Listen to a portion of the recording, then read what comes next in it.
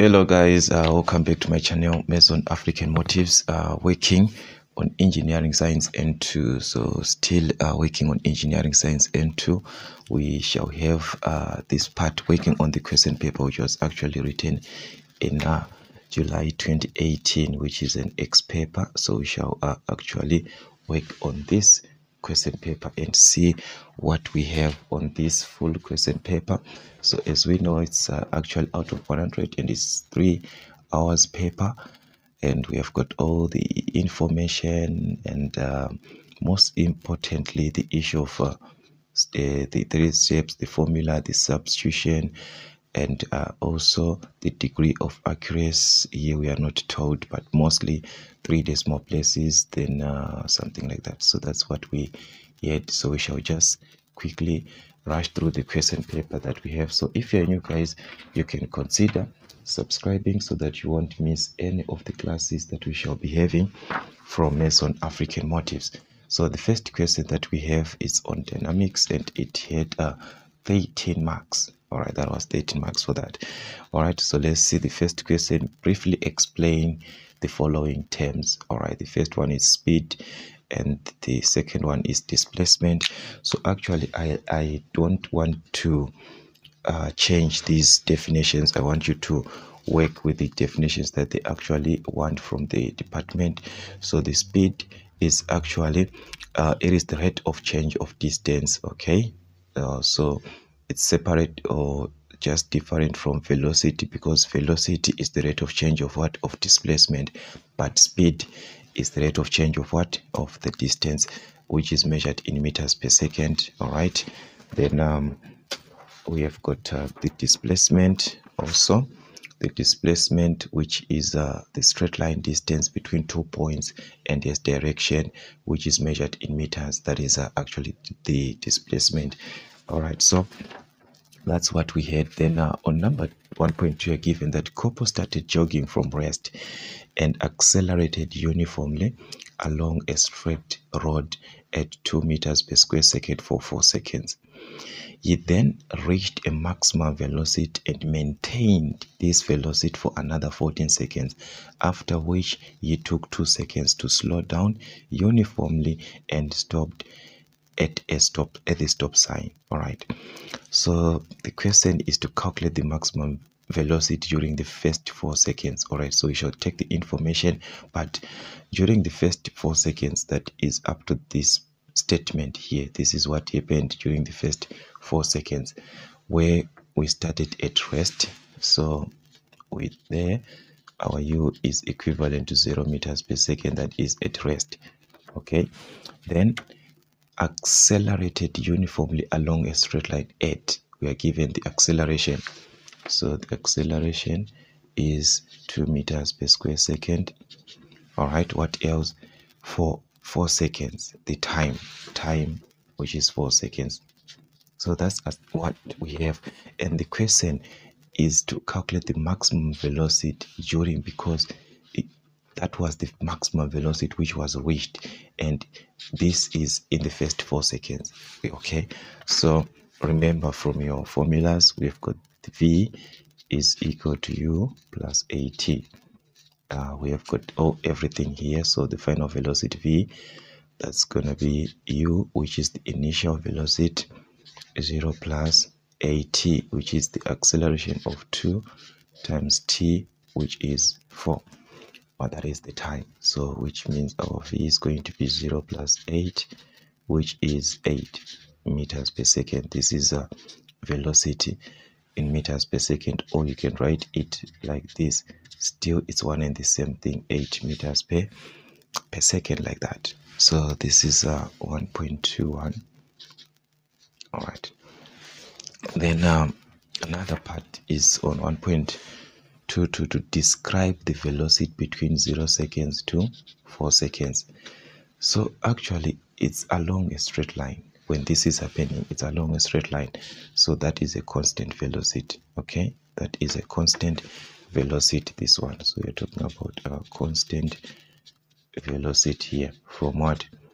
From 0 to 4 seconds. All right, then 1.23 is to draw a fully labeled velocity time graph representing Copper's whole journey and mark the following points on your time axis: 4 seconds, 18 and 20, and the velocities reached on the velocity axis. So these are the times that are going to be affected, and we shall see that as we are drawing the diagram, what it is going to look like. So let's just do this. This is 1.23. Remember, it's a velocity time graph, so we shall have velocity and versus time. Let's just say this is our velocity, and we do not have a negative velocity, so there's no need for us to represent in the negative way, but we can just do it. But in this case, we do not have any negative value. So this is your time, and this is your velocity here. So this is your velocity, which is actually the speed, which is measured in meters per second, and this is your time axis, which is measured in seconds. All right, so what happened is that, remember, this guy started at 0 because we started from rest, which means that here at 0 there, then accelerated uniformly along a straight line, okay, for 4 seconds, which means, remember, it's supposed to be, it's an acceleration, that is, so you're supposed to have something like this for 4 seconds. So make sure that you use a ruler there. So this is an acceleration on a straight line like this, which is going to correspond here with the velocity that we calculated, because we calculated that maximum velocity and we obtained a velocity of 8 meters per second, remember. So that is going to be your velocity here of 8, which is your maximum, and this corresponds with the time that is for the 4 seconds. All right, so that's your 4 seconds here. Then what happened from this part? Let's continue here. He then reached a maximum velocity, which is the one that we have of 8 here, and maintained this velocity for another 14 seconds. So he had to maintain that. So to maintain, which means it's supposed to be in a straight line working with the same velocity of what? Of 8. That is to maintain. But this is to be maintained in 14 seconds, which means from 4 up to this point, we are supposed to have a difference of 14. So it's 4 plus 14, which is at 18. So that is what we have there. All right, that is constant. Okay, that then after which he took 2 seconds to slow down uniformly again, which is constant, and stopped at a stop sign. To stop, which means the final velocity is now at 0. That is to stop, that is like at rest. So now it's going to slow down, which means that's a deceleration, like this, straight to rest. And this happened in 2 seconds. So it's going to be 18 plus 2, which is 20, because here there's a difference of 2 seconds. So it's 18 plus 2, which is 20, like that. So that's your velocity time graph. As you can see, the velocity corresponding to 8, the times for 18 and 20. These are the times that they wanted you to indicate. That's how you had to come out with that. All right. Then on 1.24, calculate from the graph that you drew for question 1.23, which means from the graph that we have, is acceleration for the last 2 seconds. All right, and the last 2 seconds is this final time here. This is the last 2 seconds here. So what is the acceleration here? As you can see, it's a negative acceleration because it's going down, it's reducing.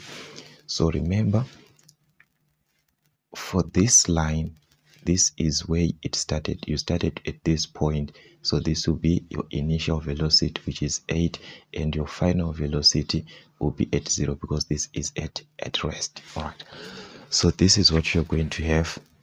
1.24, your initial velocity is going to be at this purpose. You started from this point going downwards to the rest, so this point corresponds with a velocity of 8, and at rest that is at 0 there, so it will be 0 meters per second, and the time between, we have got the time of 2 seconds. So this is what we have. So we can actually use the formulas to say v is equal to u plus at, like this. So you can use the formula just like that, or what you can do is that you know that acceleration is equivalent to the change in velocity over the change in time. So these are the two things that you're going to have using the formula. Using this formula, you're going to make acceleration the subject. You substitute your v, which is 0 here, which is equal to u. We said our u is 8 plus at, which is 8 times t, which is our t is what? It's 2, like this. All right, so it's going to be negative 8 is equal to 2a divided by 2 by 2. That's our a is negative 4 meters per square second, because this is acceleration. Using this formula, we are saying acceleration is the change in velocity over the change in time, which actually means v2 minus v1 over t2 minus t1. Our v2 is the final velocity. This will be here at 0 here, so it's 0 minus 8. That's 0 minus 8 over t2 minus t1, which is 20 minus 18, which is 2. So we've got 20 minus 18, which is 2 there. So as you can see, we are going to have the same answer, which is negative 8 over 2, which still gives us minus 4 meters per square second. So as we can see, we had two options to work out this question, to find the acceleration, to use the formulas and so forth. Then the question now on 1.25 is to calculate the total displacement covered for his journey from the graph without using the equations of motion. So we are not supposed to use the equations. So what can we do if we are not to use the equations and we want to calculate the total displacement? We use the area under the graph. The total displacement is equivalent to the area under the graph. So as you can see, under the graph, we are representing about this part here. This is the area that is under the graph. This representative here, where we have got this part here, this rectangle, this triangle, this rectangle, and this triangle. Not this part. This is not under the graph, because we are talking about this part, which is both this one. This is the part that you're going to follow. Okay, so which means we have got a triangle, a rectangle, and a triangle. These are the three shapes that we have. So we are saying that this is 1.25. The total displacement is equal to total area under the graph. This is a displacement is equivalent to total area under the graph. That is total area under the graph.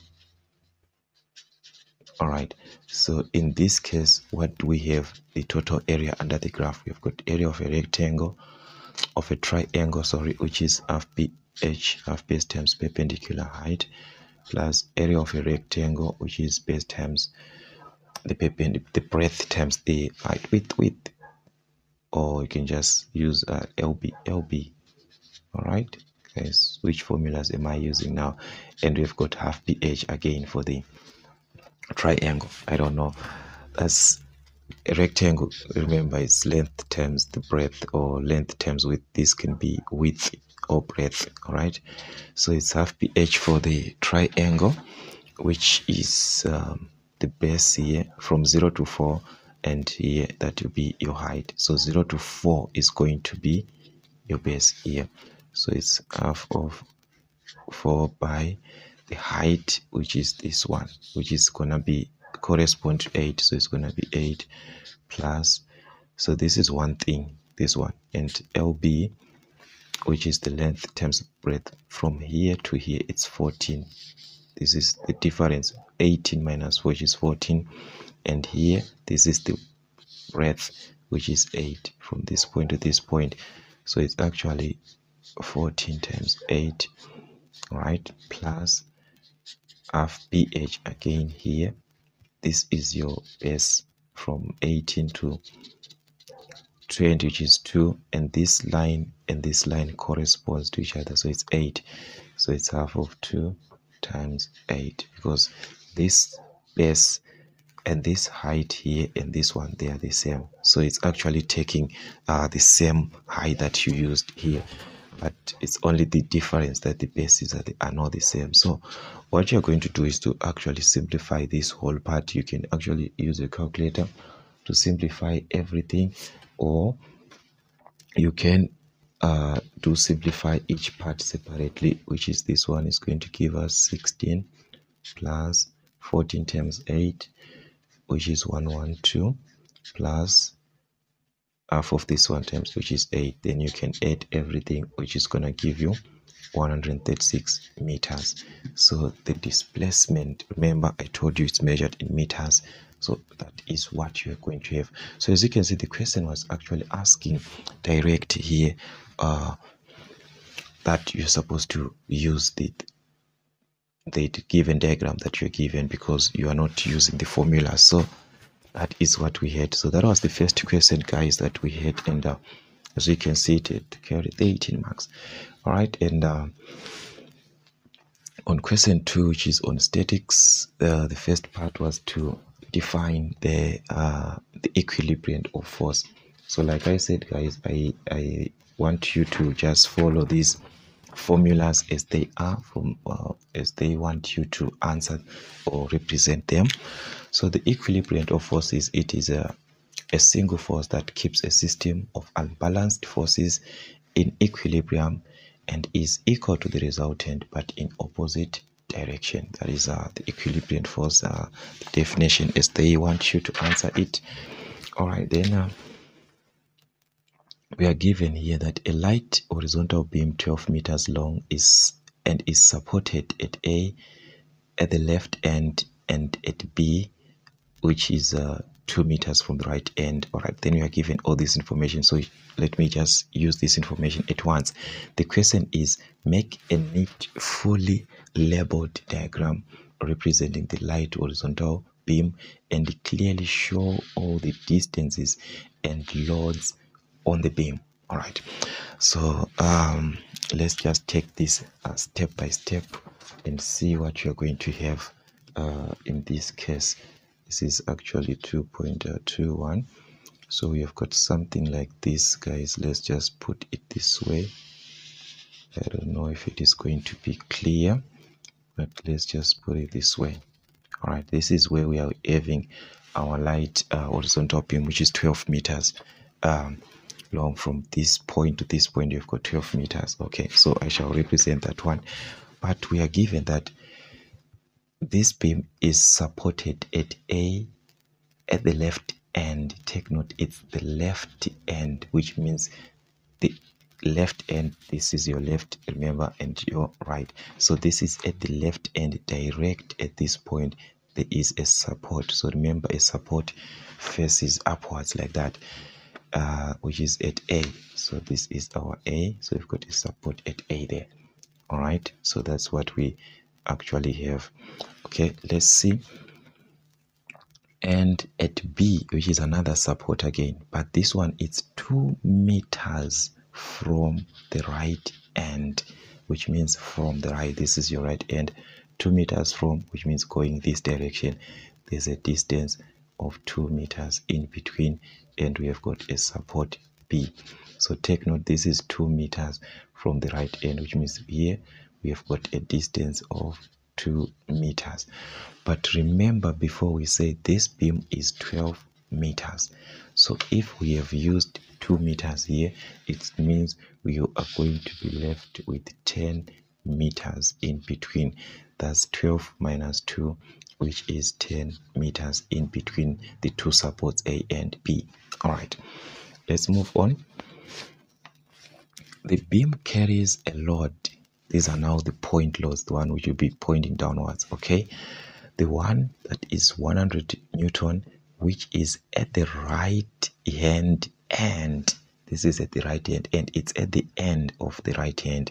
Okay, so this is your right hand. At the end here, there is a force, there's a point load which faces downwards. This one is not a support, so it faces downwards and it has got 100 Newton, like that. All right, then what else do we have?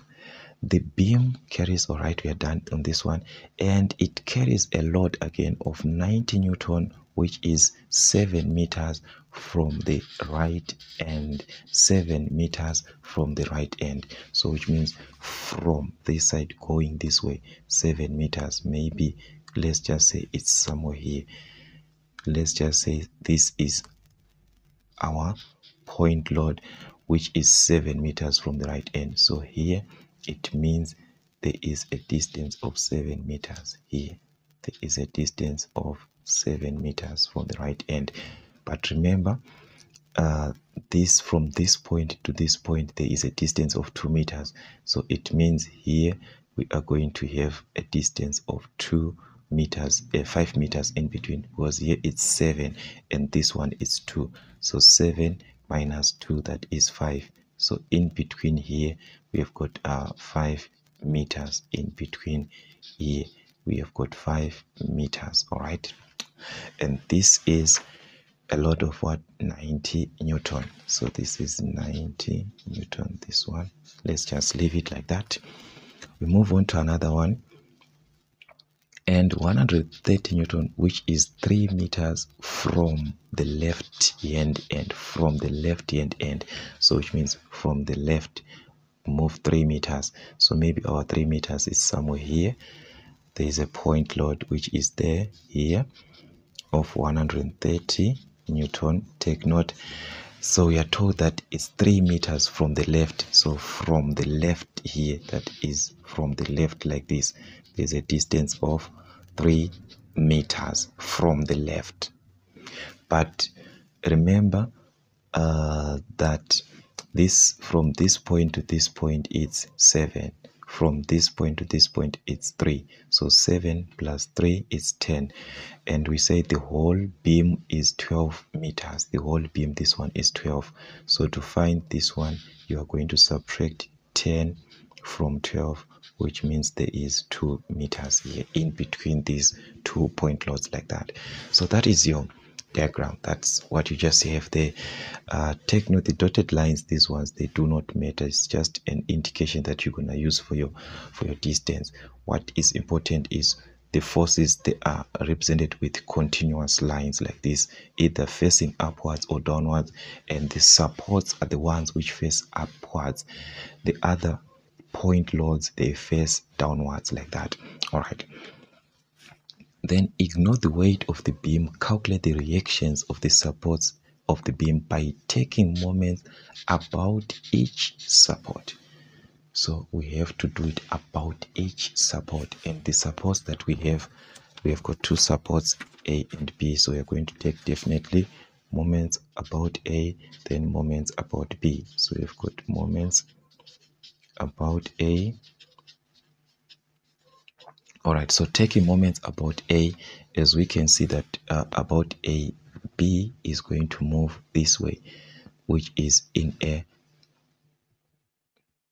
anti-clockwise direction, as we can see this way. Let me put it this way. Okay, let me even just put it this way, like this. This is anti-clockwise, like this. Then this is how the clock moves. This is clockwise, like this. All right, anti-clockwise, it will be like this.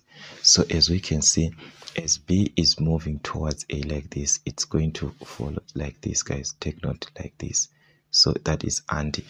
Okay, so we shall have the sum of the anti-clockwise moments equated to the sum of the clockwise moments. So what we have, we said B is anti-clockwise, so it's B times 10, that is the moment there, force times distance, which is B times 10.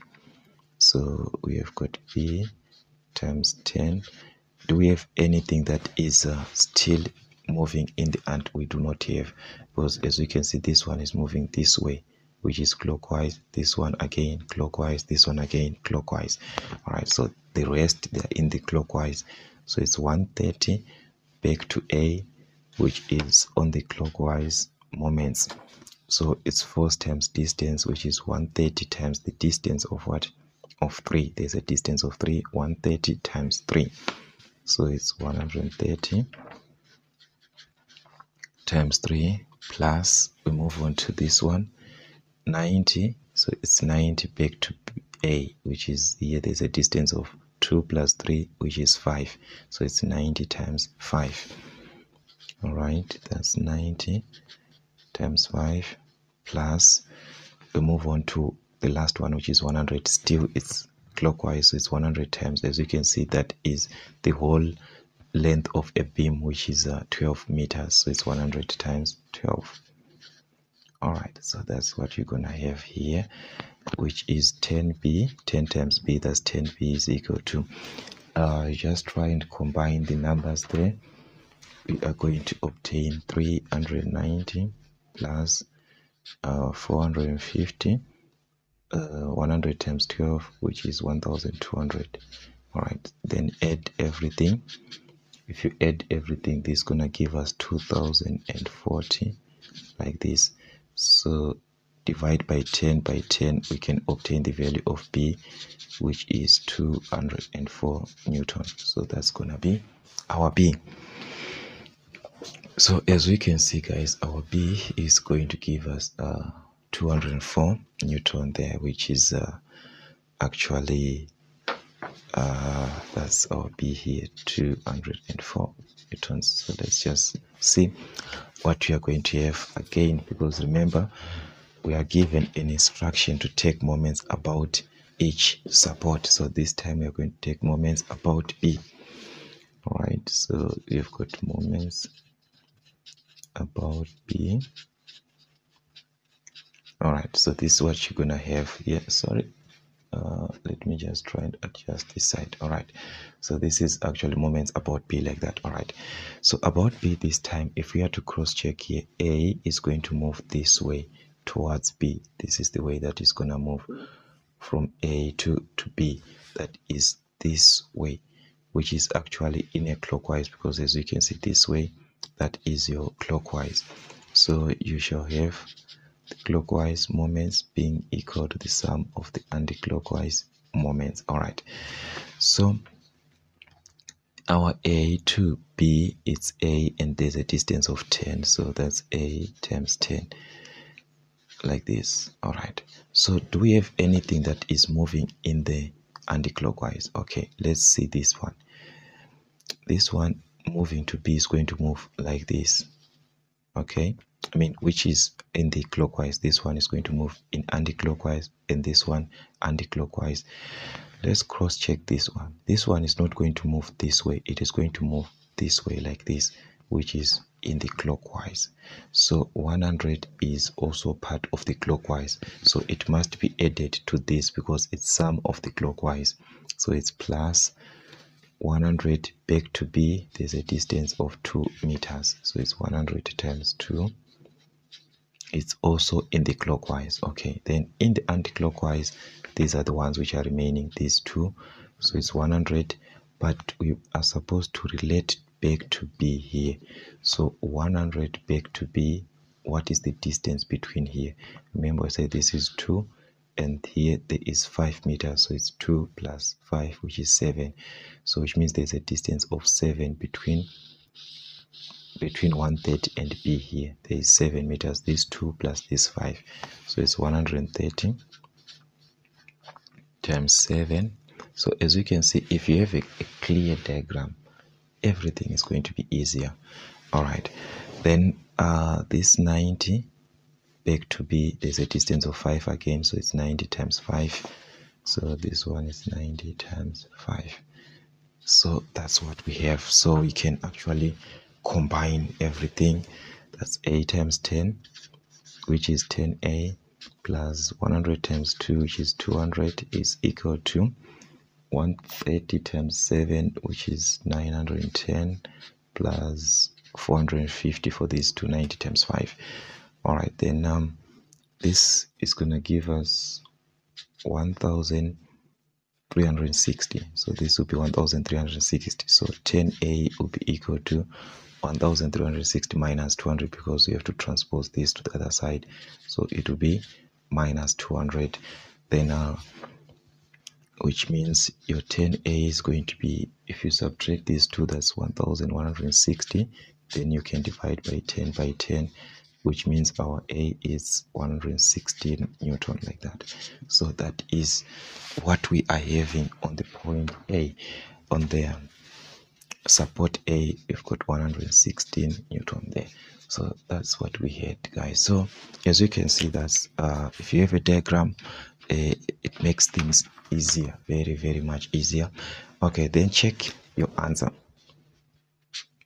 Check your answer. How do you check your answer, guys? And it's just 1 mark. How do you check that these answers are correct? Okay, we are going to use now the sum of forces, because here we're working with moments, so we have to work with forces now. So the only way that we know is that the sum of the upward forces should be equal to the sum of the downward forces. That is, F up is equal to F down, just like that. So F up, which means we're talking about these forces which are going upwards, the supports, which is A and B. So if we add 116 and 204, which is our A and our B, these ones which are going up, we must obtain the same thing with the forces which are going downwards, these ones which are facing downwards, these ones. So it's 130, 90 and 100. 130 plus 90 plus 100. These two must be equal. So let's add and see what we're gonna have. We are going to have 320 here, and this is also 320 here. So it means truly our answer is fine, and that is truly, it is in what? In equilibrium, because when it is in equilibrium, it means those forces should be equal, and also the sum of the moments should be equal again. So that's how you simply attempt these typical questions like this. All right, so we shall move on to another part, which is actually on question 3. All right, so on question 3, we are being asked there to state the law of the conservation of energy. So okay, so we know that energy, guys, cannot be created or destroyed, but it can be changed from one form to another, or it can be converted. To change from one form to another is to convert. So that is the law of the conservation of what? Of energy. And we are given that on 3.2, an object with a mass is of 5 kgs is dropped down. Take note, this is dropped down, so it's going downwards from a platform which is 10 meters above the ground. So which means there is a certain distance here of 10 meters. So this was actually dropped down. So the question is, calculate the potential energy of the object at the top of the platform. So remember, the potential energy at the top, that is the potential energy at the top, which is just equivalent to mgh. So remember the formula for potential energy, that's mgh, which is mass times the gravitational acceleration, the mass of 5. Mass should be in kg, so it's 5 times 9,8 times the height of 10 meters. So remember the height, you have got the distance, which is 10 meters. This 9,8, you're actually given the gravitational acceleration here, 9,8 meters per square second. So there's nothing to worry there. So you just use your formula, multiply, that's going to give you 490 joules. That is what you're going to have there. So as we can see, guys, that is you are working with the potential energy at the top, which we know that here the potential energy which occurs at the top is actually going to be equal to the kinetic energy that we shall have at the bottom. This will be equal at the end. So it's something that you're supposed to know and target, something like that. All right. So the question letter says now on 3.2 to calculate the velocity of the object as it hits the ground. As it hits the ground, which it's now at the bottom. And we said at the bottom, the kinetic energy is now equal to the potential energy. Okay, so thus we're gonna have something from there, since EP top is equivalent to the kinetic energy at the bottom. So we can have something from there. So that means actually our kinetic energy is the same as the potential energy of 490. Why do we focus with the kinetic energy? Because that's where we have the velocity in kinetic energy. Because remember, kinetic energy is equivalent to half mv squared. So there is velocity in this formula. So you shall simply equate the kinetic energy now of 490, because the mass, we have the mass. So 490 is equivalent to half times the mass. Remember, the mass is 5 kgs. The mass here, we've got a mass of 5 kg times v squared. So we can have our velocity there. So I don't know how you are going to do it or how you are going to work out it. So many ways to do this. So you can actually cross multiply, or you can have it as 490 is equal to 5 half times 5 is 5 over 2, or 5 or 2,5, or you can just write it as 5 over 2 v squared. So since we want v squared, we want v, we are going to divide by 5 over 2. So it will be like this, 490 divided by 5 over 2, like this, which is going to give you 196. All right. Then to find v, because this is v squared and you need v, so you're going to introduce the square root both sides. So that's your v is the square root of 196, which is actually going to give us 14 meters per second. So remember, I also told you can write your velocity like 14 meters per second, like this. Okay, so that is our velocity at the bottom from the kinetic energy. Then calculate the momentum of the object as it hits the ground. So guys, this is all about the formulas here. Remember guys, so engineering science is actually nothing guys, it's all about knowing what you are working with, so forth. So remember, the momentum is the product of the mass and what, and the velocity. So remember the mass, we've got the mass of 5 kgs, and the velocity, we just calculated that velocity now. We calculated this velocity of, and we obtained 14. So 5 by 14, that's gonna be 70. Is it 70 guys? That's 70 here, and this is kgs, mass which is kgs, velocity which is meters per second, so it's gonna be kg meter per second, like this. So that is the units. Take note about the units there guys, make sure you write correct units there. All right, then on question 4, which is on work energy and efficiency. Work energy and efficiency, we're asked to define the term work done. So like I said guys, I'm not gonna shift away from the formulas that they want you to use, definitions I mean. So work is done when a force is applied to an object or body and it moves the object or body in the direction of the applied force. That is the work done. So actually when you're working with work done, you know that it's actually force times what? Force times distance, something which is the perpendicular distance. So that is the definition. If you know the formula, then it's gonna be easier for you to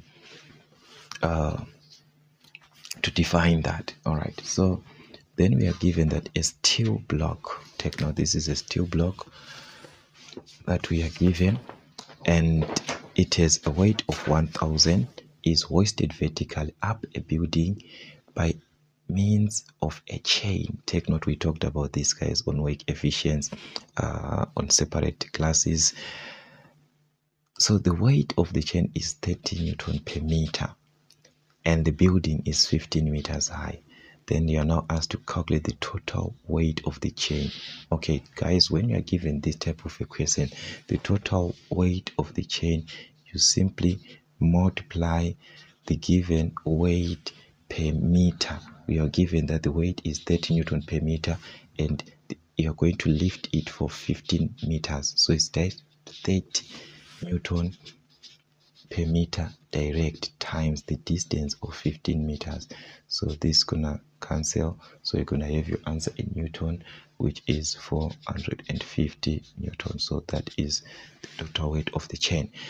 And on 4.22, we are then asked to make a neat, fully labeled sketch of a force, of a graph of force versus distance using the information given in question 4.2 above, and that's 3 marks for that. So this is the information, and they want us to draw the force versus distance diagram. All right, so how is it going to look like, guys? How is it going to, remember, okay, I want to bring this back. Okay, I want to bring this back because we're gonna have this, we're gonna use this. So let's just put it aside. So remember, here we do not have negative values. Again, we just have positive values, so there's no need for us to represent any negative. You can just have it direct like this, guys. All right, so this is it. This is your force, actually, this side here. This is your force, which is measured in newtons, and this versus distance, and this is our distance in meters. So this is distance in meters. So remember, this is at 0 for distance, 0 for force, so no units for this one, just write as a 0. All right, then we are given that the steel block weighs 1000 newtons. So the weight of the steel block is this one. So we're going to have our weight here of 1000 Newton. All right, then what happened? We are being given that the weight of the chain is 30 Newton, and we calculated the total weight of the chain, and we obtained 450 Newton. So we are going to add that one to 1000. So it will be this plus 1000 Newton, which is going to be at 1450, if I'm not mistaken there. Yeah, 1450. Let's say this is our point here of 1450, like this. All right, sorry for that. So this is the weight which is going to maintain, let's just see here, and you guys, I think you're now used to this diagram, how it's supposed to look like and so forth. So most of the things is just like a repetition of what I'm doing here. You have to join your points here. All right, then sorry, make sure that you join also here back to this point like that. All right, so that's what you're gonna have, and this here is your distance of 15 meters. All right, so remember, this is already in meters, so just write 15, don't write meters, because already you should, even here I wasn't supposed to write all these Newton like this. Just, it's fine like that. All right, anyways, it's fine. So that's how your diagram was going to look like. That's on 4.22. all right, then on 4.23 we're now asked to calculate the total work done. The total work done in hoisting the steel block up the total length of the chain, which with the steel block attached to the end of the chain. So which means up to the end, which means we are talking about in 15 meters. So remember that the total work done is equivalent to the area under the graph. So we are going to use the area of the two shapes, which is a rectangle and a triangle, to calculate our total work done, which is the total area under the graph. So our work done, we are going to have, remember we said we've got a rectangle and a triangle. So the length of area is length times breadth. Then here half base times height, so it's length times breadth plus half base times perpendicular height, like that. All right, so the length, we are going to have 15 times 1000, so which is 1000 by 15 plus half times base times height. So for the triangle, this is going to be from this point to this point, which is from this point, which is 15. As you can see from a rectangle, these two sides are equal. And from this point to this point, remember here we added 450, or it's just 1450 minus 1000, which is the length of the total weight of the chain, which was 450. So here we are going to use 450. So it's half of 7 times 450. Take note, half of 7 times 450, like this. All right, so you just have to work out properly this. The first part, you're going to obtain 15,000 plus half of 7 times 450. If you work it properly, it's going to be 3375. Then if we add, guys, let's add, we're going to have something like 18375, which is measured in joules. Okay, so that is your total work done.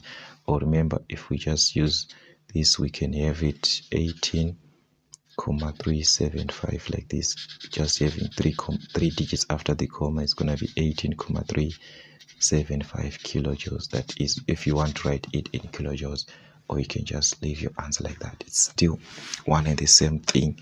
So it's very, very important to know and to understand your diagram. The diagram that you are given, very, very important to understand your diagram. All right, so on 4.3 we are then asked that it's another question actually, which is different from this one. We are given that the wheel of a motor car has a diameter of 600 millimeters and a turning force of 400 Newton is applied to it at the circumference of the wheel. Calculate the torque transmitted by the wheel of the motor car. All right, so remember that torque is actually equivalent to force times distance, which is the perpendicular distance. So that distance is the radius. All right, so this force in Newton and this radius in meters. All right, so here we have got a diameter of 600 millimeters. All right, which means we have got a radius of, remember radius is diameter over 2, which is 600 over 2, which is going to give us 300 millimeters. But we said the distance is supposed to be in meters. So remember, 1 meter is equal to 1000 millimeters. So you have to divide by 1000 millimeters, which is going to give us 0.3 meters. All right, so we have got our force, so we can now multiply because our force is there, which is 400 there. So you've got 400 for force times the radius, which is the perpendicular distance. So like I said, the perpendicular distance is the radius. It will be perpendicular to the radius of 0.3. All right, that's, if we multiply there, that's gonna be 12. No, not 12, but 120. It's gonna be 120, and this is force in Newton, distance in meters, so it's gonna be a Newton meter. So that's your torque. So your torque is going to be measured in Newton meters, like that. So that's what we had, guys, on 4.3. Let's see another part that that is on question 5. Actually, question 5 was the mechanical drives and lifting machines. So there, most of the questions were to state this and that, to define, state 3 methods of reducing belt slip. So these are the methods: method of reducing belt slip, to tighten the belt, to use belt material with high friction coefficient, and to increase the angle of contact between the belt and the pulleys. All right, so this one was direct, guys. And define the velocity ratio of a lifting device. All right, so remember, velocity, it's all about the effort over the what, over the load distance. So it's the effort distance over the load distance. So it is the ratio between the distance moved by the effort and the distance moved by the load. So that is what we have. That is the velocity ratio. And state the two advantages of using chain drives over belt drives. So the advantages of chain drives over belt drives: we have got no slip occurs with chain drives, and chain drives are more durable. All right, that's what we had there. So I think it was clear, guys. These are just clear. Belt drives have more varied applications than other drives. They are giving us an answer there. Okay, anyways, a certain belt drive is a tension ratio between the slack and the tight side of 8. All right, so remember, this is the slack versus the tight side. All right, so that is T1 over T2. That is the ratio. This is 5.4. So remember, T1, that is gonna be the given tight side. That will be your tight side, this one, and your T2 is your slack side. I'm not gonna like draw the diagram here, but remember, guys, I talked about these ones previously. So we are then given that the slack side is 100 Newton. We are given the force there. Okay, so we are not, remember the ratio, it's 8. So this 8 actually means like 8 over 1. That is what it means.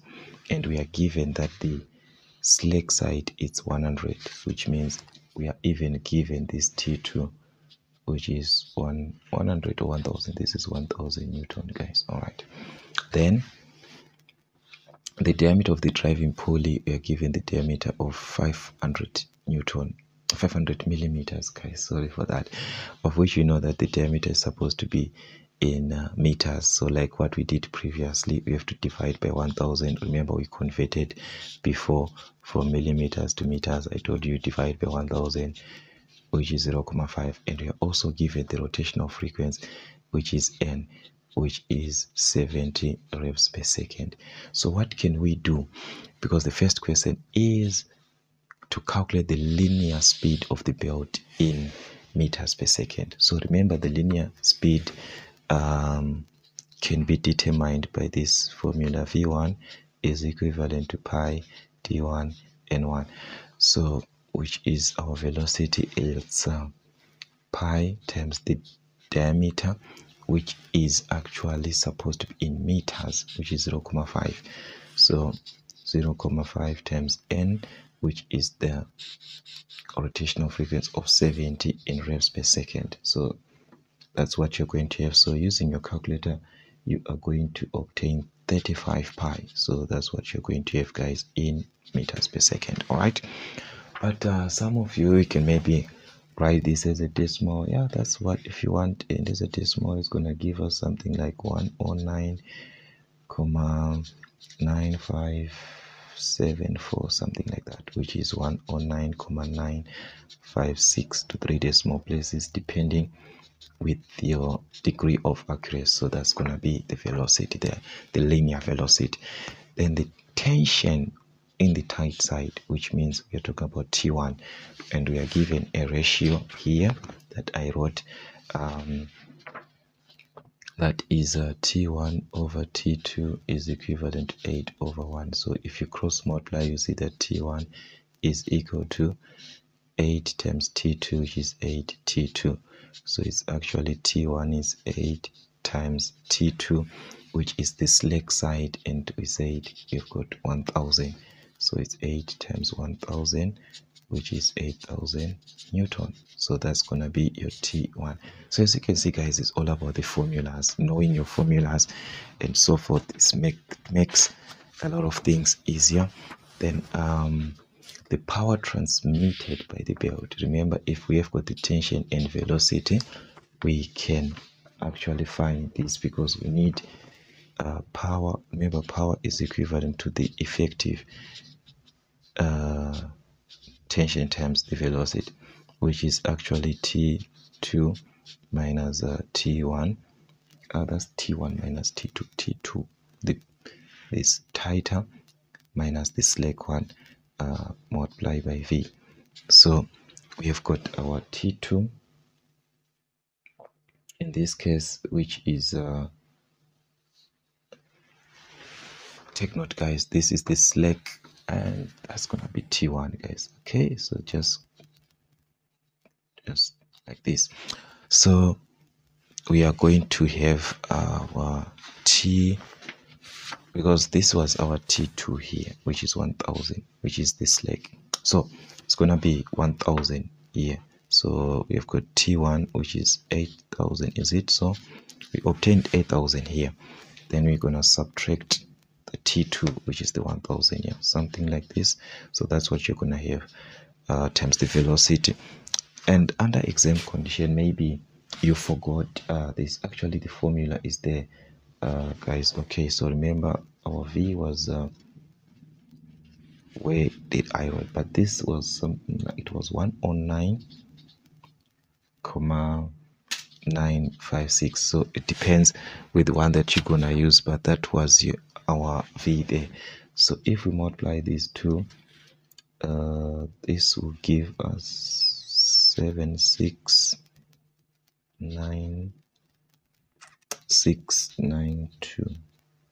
Yeah, something like that. And this is power, which is measured in watts, or you can just write it as 796,692 kilowatts.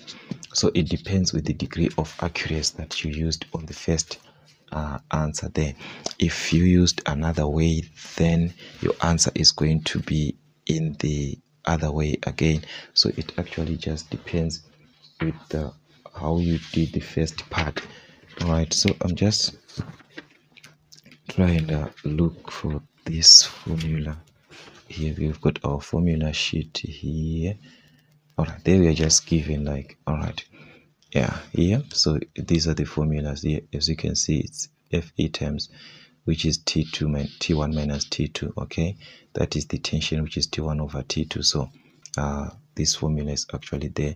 So here you substitute here with T1 minus T2, not T2 minus T1. Okay, T1 minus T2, which is okay. So that's like I was saying, that you'll be given this actually in your formula sheet. So sometimes you just need to apply that one direct as you'll be given.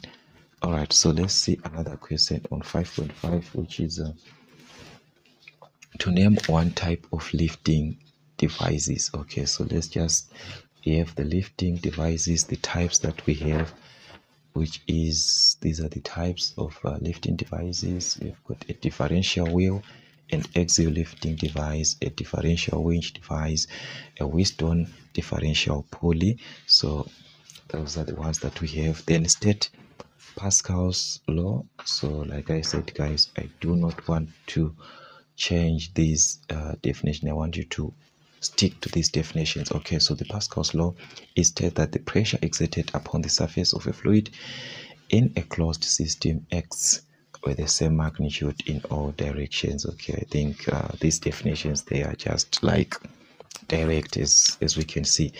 Then on question 6, we are given a question which is under friction. Then we are given to define the kinetic friction. Oh, this is all about definition, guys, as you can see. So the kinetic friction, it is the friction experienced. It is the friction experienced when body is in motion. So that is when the body is in motion there and is less than the static friction. That is what we have there. So here, once the body is in motion, it makes sense. So once the body is in motion, then we are now talking about what kinetic, of which when there's no motion, which means it's what is static. So static means stationary, there's no movement. Kinetic, there's movement, there's motion, something like that. So that's what you're gonna have.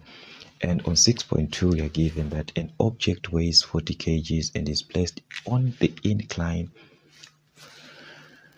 which is at an angle of 25 degrees to the horizontal. The coefficient of friction between the plane and the object is 0.3.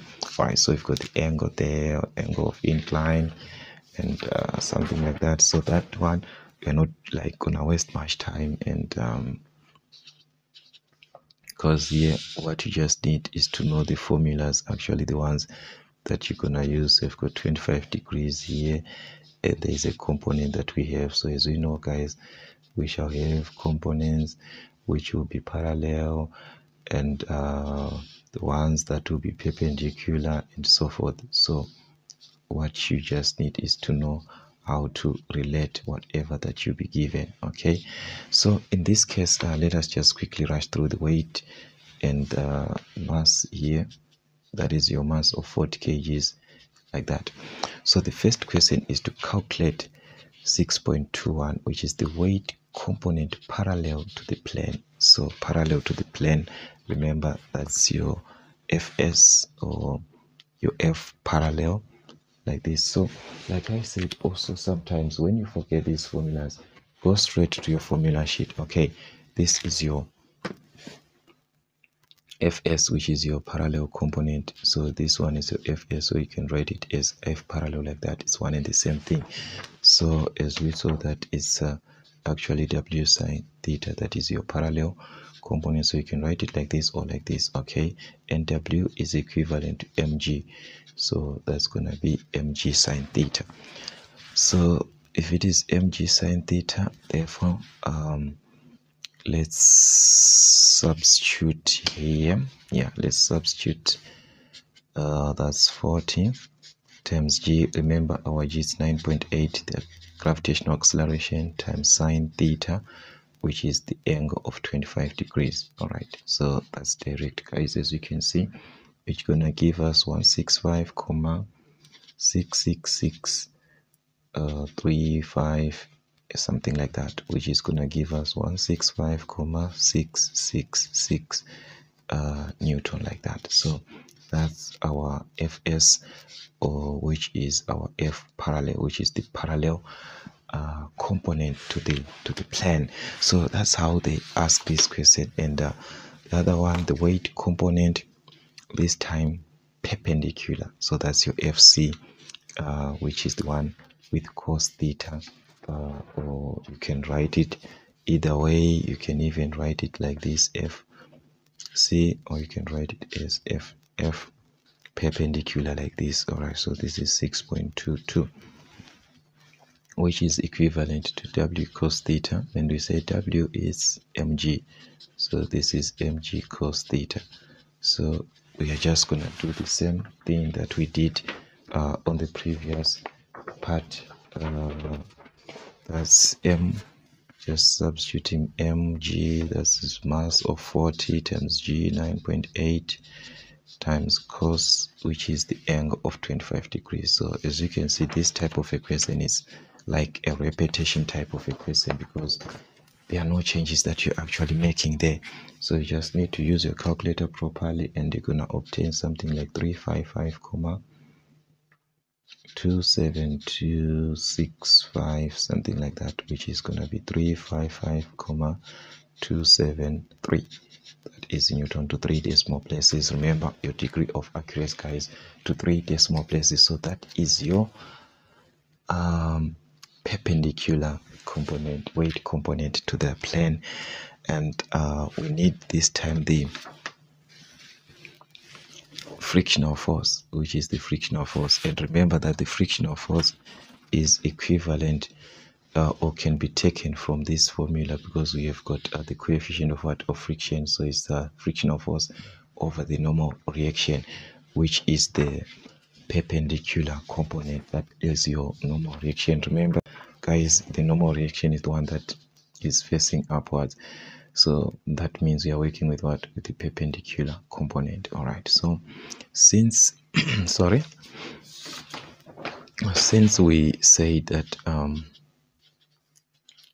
the coefficient of friction is equivalent to the frictional force, over the normal reaction, and we say this is gonna be substituted with F perpendicular, which is your FC. Then you can just use it like this, but we know that we are working with what? The normal reaction. So that's your perpendicular part. So that can help us to find the frictional force, because what am I gonna do? I'm just gonna make this the subject, so it's cross multiply here. 1 times this is gonna be the frictional force is equal to, if you cross multiply these two, that's your coefficient of friction times the perpendicular component, which is your FC, or the normal reaction. Is one and the same thing.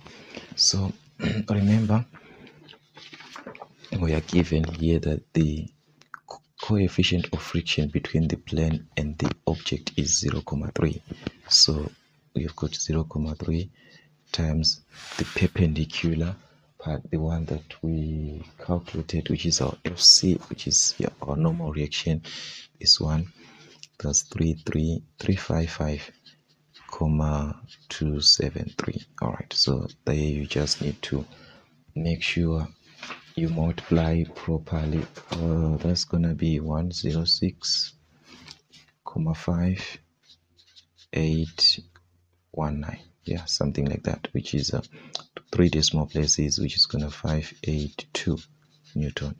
So that is the frictional force in this case. All right, so you simply have to play around the formulas, connect the formulas, and so forth. Then we are asked to calculate the minimum force needed to pull up. Take note here that this one is just going to be taken from what? From this formula, but when it is going up, you add the 2. When it is going down, you subtract from these 2. Okay, so that's the formula that you're going to use there.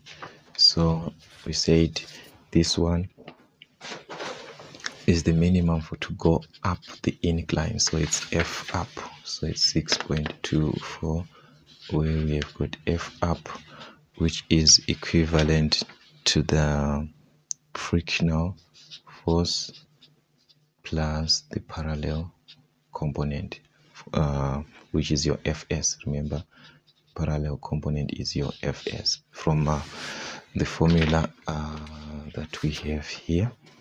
All right, so when it is going up, you add. So up is the one that adds, down is the one that subtracts. All right, when it is going down, you subtract. So F up you add, but we need this, and we've got this, our F. We calculated this and we obtained, it was actually 106, the one that we just calculated now, which is 106,582, right, plus the parallel component, which is the Fs. We have still have this one here, which is 165.666. So take note, you have to take this as they are. Okay, so if you are to add these together, that will be your F up, which is actually 272,248 in newtons, like that. So that is our F up, the smallest force that is gonna be used to pull up the incline. That is the one that we are talking about in this case, and that is what we had, guys, on friction. As we can see, that was actually 10 marks for friction, just like that. And the other part is actually on question 7, which is now on heat. So the first part is we are asked to define. Take note, guys, that we have to define the term specific heat capacity there. All right, and we have got the formula, specific heat capacity, which is the quantity of heat required to raise a temperature of a 1 kg substance by 1 degree Celsius. So the temperature is 1 degree Celsius, and the substance, it weighs 1 kg, just like that. All right. So then we are then given on 7.2 there we need to do our calculations. We're given the mass of 50 kg coal is used to boil water per hour. Take note, it's water per hour, and 20% of the heat energy is lost due to incomplete combustion, and the heat value of this specific coal is, we are given a specific coal. All right, so let's see what we have on this specific coal, which we are given the mass. So remember, we've got the mass here of 50 kgs. We're given the mass of 50 kgs, and there is 20% of heat energy is lost. So we have got 20% heat lost is lost. All right, then what we have got the heat value, which is the heat energy value. So the heat energy value, which is 100 megajoules. Take note, this is megajoules per kg, and this is actually happening in an hour, because we are given that to boil water per hour, so the time is actually 1 hour. All right, then the question is 7.21. Calculate the energy released per hour. What is going to be the energy that was released per hour? So how do we relate to energy? Remember, it's actually mass times the heat value. Okay, from your formula sheet here, we've got the energy, which is mass times the heat value. So which means we can actually work something out from there. The energy, which is 7.21, so you can write this as Q, or you can write this as E, which is energy, which is mass times the heat value, which is the mass. You've got mass of 50 kgs times the heat value. Take note, guys, this is 100 mega, so you're going to have 100 megajoules per kg. So let's see what's going to happen, because remember we said 20% heat is lost. All right, so let's first find the answer from this one, which is going to give us 5000 megajoules per hour. But in this case, for this 1 hour, 20% was lost. So which means out of 100%, if you lost 20%, which means you are simply going to be left with 80%. That's 100 minus 20, which is 8. So the total energy, which is Q, or you can write it as E, I don't know which one I'm going to use between these two. It's not over, I'm saying this one or this one. So you can use Q, or you can use, I don't know which one is best for you. So you're going to multiply this value times the percentage that we are left with, because 20% was lost. So you are left with 80%, which is 80 over 100, or 0.8. And remember, to remove percentage, you divide by 100 or just multiply by 0.8. So if you multiply by 100 by 8 over 100, or 0.8, is going to be 4000. You're going to be left with 4000 megajoules per hour. So that is going to be our energy in this case. So use this or this. So your energy there per hour is going to be 4000 megajoules per hour. So as you can see, guys, it's all about knowing which formula to use with the information that you are given. All right, then the power available from the core, the amount of power that we have, and we are also given power is equivalent to Q over T, which is the energy over time. Power here, Q over T, which is our Q, we said is same as E. So if Q is same as E, therefore it means power on 7.22, power is equivalent to E over T, which is Q over T. All right, so our E, which is the N. All right, the other thing, this time is measured in seconds. Remember, it's supposed to be per joules per second to give us watts, joules per second to give us watts. So here we are given a time of 1 hour, and we know that in an hour we have got 60 times 60, which is 3600 seconds. All right, so we are going to have the energy of, take note, this is megajoules. Okay, So this is 4,000 megajoules, all right, over 3,000 seconds. So we shall have our answer as, if we divide properly, guys, this is gonna give us 3,600 here, sorry, because we said 1 hour. So this is gonna give us 1,11111 something like that.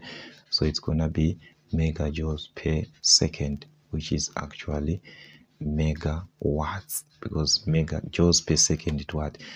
It's watt. So if it is megajoules per second, therefore it's megawatt. Okay, so it's gonna be 1,111 megawatts.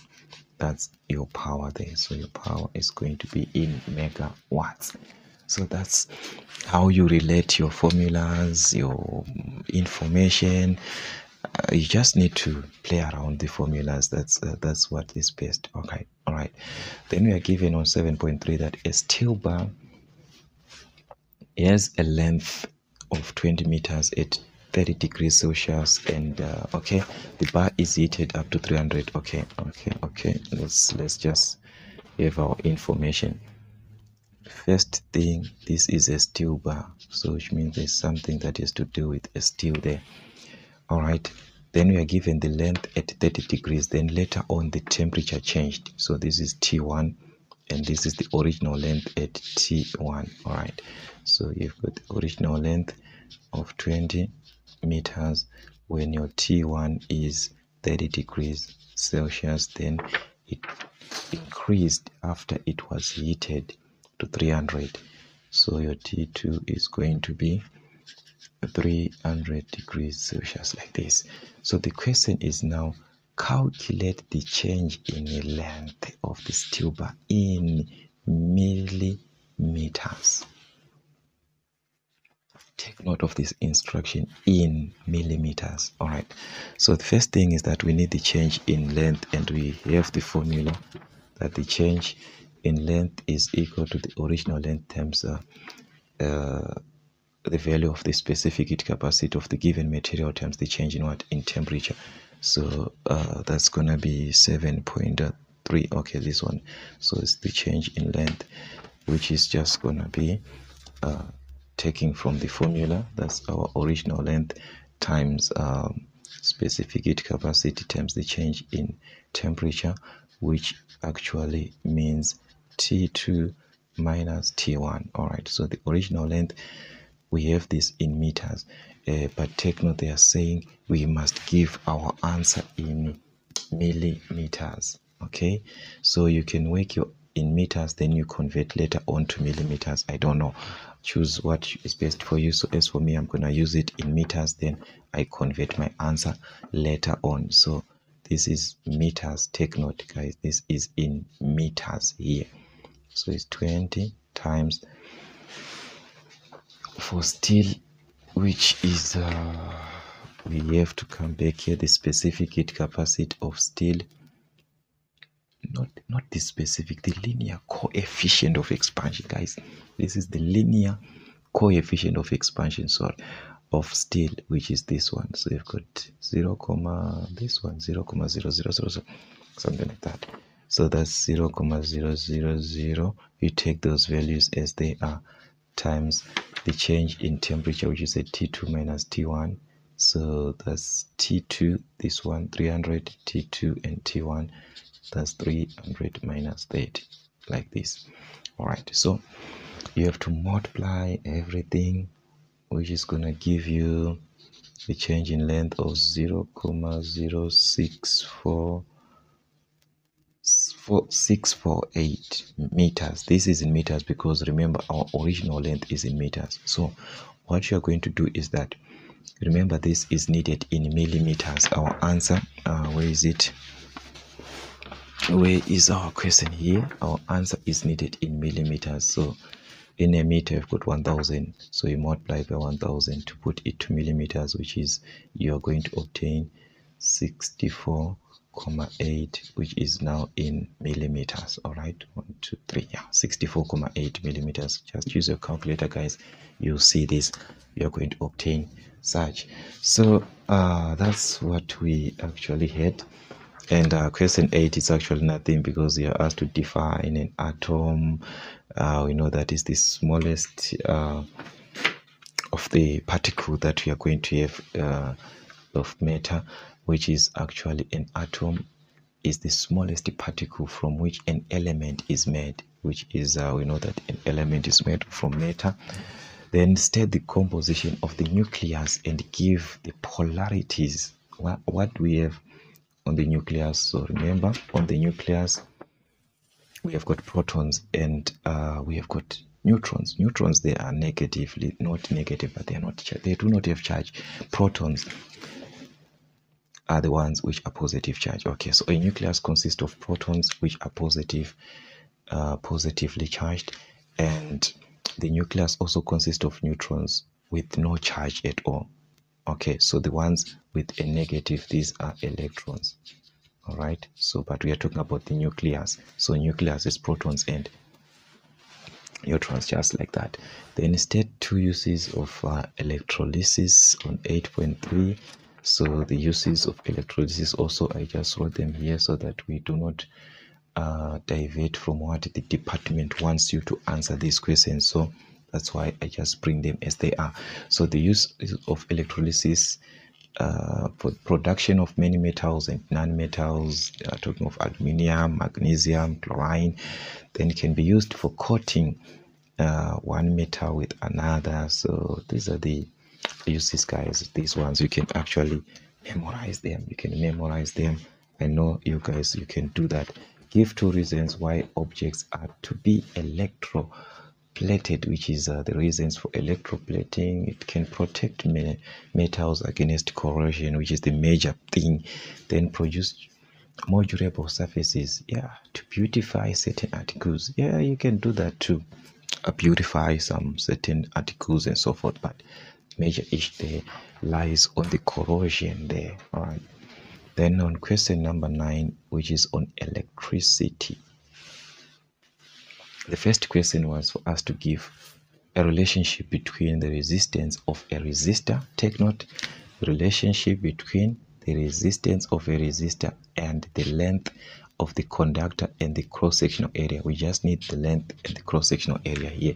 So remember, the resistance is taken from this formula where we have got resistance, which is equal to the resistivity, rho L over A, which is the resistivity times the length times area. So as we can see, the resistance and the length here, they are directly proportional to each other. Once you change this, once this increases, this also increases. So these are directly proportional, but the resistance and the area, they are now inversely proportional. Okay, so that is what you can do. If you forget this, write down your formula, then you can actually take it from the formula. Okay, it's very, very easier if you have got your formula there. All right, in question 9.2, we are given an electrical circuit is a supply of 100 volts and 2 resistors R1 and R2 are connected in parallel and connected in series after that with a third resistor of 36 ohms and an ammeter with a reading of 1,3 amp. All right, let me just have a sketch. We have got a lot of things. Let me just sketch down the diagram, even though we are not asked to do that, but at least it can help us somehow. All right, so remember there's a source of 100 volts here. All right, let me just change the marker. We've got a source of 100 volts here. All right, then 2 resistors are in parallel, so let's just put it this way. That's my source here, and I've got 2 resistors in parallel. How am I gonna put them? This way. All right, let me just put them this way. That's my first resistor, that's my second resistor in parallel, like this. All right, so that's my R1, that's my R2, and my R1 is 9 ohms and my R2 is 18. So this is actually 9 ohms and this is 18 ohms, like that. All right, so just put it. So now this is later connected in parallel, in series, not parallel, guys, to the third resistor. That's a series resistor. So you can just put it here, no problem. Then an ammeter. An ammeter is just like this, because it's supposed to be in a series connection like that. So this is your ammeter going that way, measuring the current. It's gonna go this way, current, guys. So it's gonna be this way. This was supposed to be, or let's just, okay, it's fine. Let me put as it was like this. Then I'm gonna change here. I'm gonna change here like this, so that it will be like this. So the current is gonna flow this way. Okay, the current is gonna flow from the positive here, like that.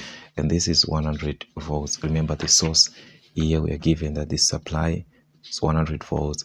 And R3, oh, there's R3, guys. This one, this is our third resistor, which is 36 ohms. Okay, so this is actually nothing. Let's just put it in and see what you're gonna have there. And all right, so the question is, compare the value of currents in the two parallel resistors.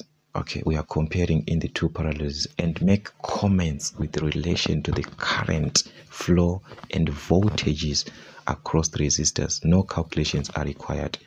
So here we just need to state. So in terms of voltages, we know that in a parallel circuit, voltage is the same. So here we just need to know the idea of a parallel circuit. So in a parallel circuit, the voltage is the same. So we've got same voltage. Okay, same voltage. So if we have got same voltage, then what else? Because let's say we've got same voltage and same voltage here, it means this one is going to have a lesser current, and this one is going to have a bigger current. Okay, because this one is less in resistance. So R1 is going to have more current than R2.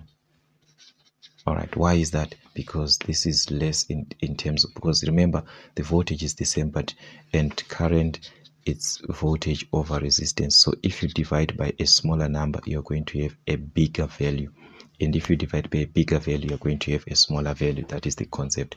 So like, we do not need calculations there. So that's what you just need there. You can put some flash there, put some flash to make it more nicer. Then calculate the total resistance of the circuit. So we need the total resistance of the circuit. What we have actually in this circuit, we have got a parallel circuit and a series circuit. So the total resistance is going to be R parallel plus the series resistor. So in the parallel, remember, it's product over sum for parallel. So it's product over sum, which is R1 times R2. These two resistors, product over sum, R1 times R2 over R1 plus R2.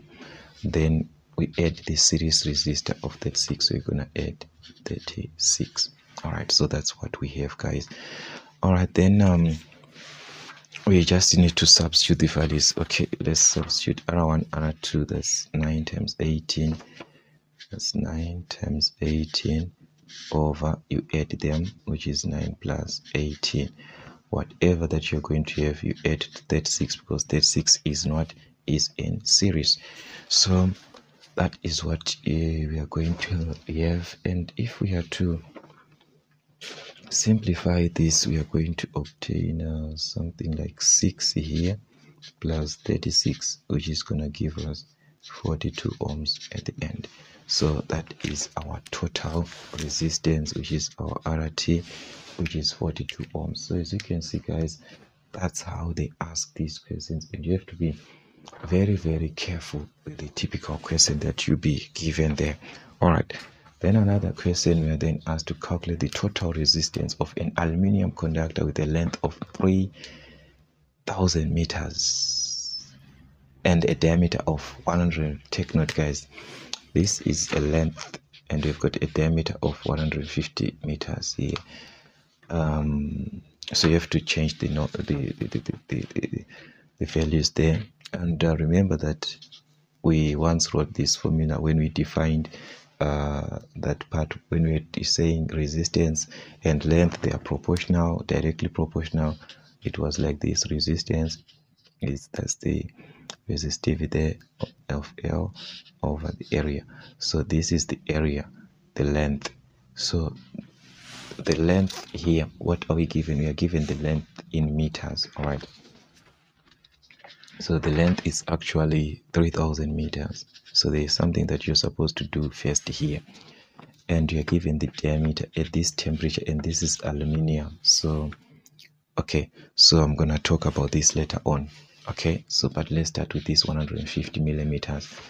You're gonna convert these to meters, or you can convert these ones to millimeters. But if we convert to meters, remember you divide by 1000, so it's 150 millimeters divided by 1000 millimeters there, which is gonna give us 0.15 meters. All right, that's 0.15. All right, which is in meters. All right, then we also have the resistivity is there for aluminium at 20 degrees, because on your paper here at 20 degrees the resistivity of aluminium, there's value here, guys. This is actually supposed to be 1 2 3 4 5 6 7 8 9, guys. Okay, that was according to the question paper that we had. So I don't know how these guys were doing these things. Okay, let's just write it. We'll talk about this. All right, so that is what we had according to the paper that we have in this case, and you're gonna play around the formula for area. If you're given the diameter, we know that area is actually equivalent to pi d squared over 4 if you're given diameter. So that's gonna be pi times d squared, and you've got the diameter of 0.15 squared. Remember, a diameter in meters, which is gonna give you an area of 0.0176714, something like that, which is 0.0177 square meters. So this is our area, and we are saying that the resistance is equivalent to the resistive, which is multiply 0.000000028, whatever that you're gonna have, times the length, which is the length of 3000 in meters, everything over the area, which is the area that we just obtained of 0.0177, this value here. So that's gonna be your resistance, which is, in this case, I obtained something like 0.0047. No, I'm lying now. This is what I have to obtain first here. We have got R, which is, from my calculator, it's like this: 4.7457, something like this, times 10 to the power minus 3. All right, then if I simplify this back, if I move like 3 digits, because negative means 3 digits to the right, so it's 4, if I move 3 digits, 1 2 3, it's gonna be 0 0, so it's gonna be 0.0047, and this 5 is gonna change this to 5, yeah, later on. That's gonna be our resistance. So your resistance there, that was what you're going to have. And as we can see, it's a pretty direct, something like that, pretty direct. So sometimes that's how they can just ask these questions. And okay, then the other part of these ones is just a theory that the students connected an experiment in a class by using a bar magnet and a coil connected to a galvanometer. Briefly explain what would happen if the following situations when you move the magnet towards the coil. So we know that when it is moved towards, we need the coil, it's all about the deflection there. That is the major part, how the pointer is going to be like. So when moving the magnet towards the coil, the deflection of the pointer will be to the right. So I hope it's clear there. If you move toward the coil, then it's going to move to the right. Then if you do it, move away from the coil in an opposite direction, and this one the deflection of the pointer will be to the left. So that is what you're going to have there. And the final one is when both the magnet and the coil are held stationary, which means there's no movement. Okay, there's no movement there, that is stationary, so which means there will be no deflection. So if there's no movement, there's no deflection. So those are the three conditions that they can ask you to state or to have. So as you can see, guys, that's what we had on this question paper, which marks or which completes a total of 100 marks. So what you just need, guys, is to revise as many question papers as possible towards your exam, so that you'll be able to answer any typical question that you'll be given. So that's what we have, guys, for Mason African Motives, working on question papers and revision for engineering science N2 till we meet again.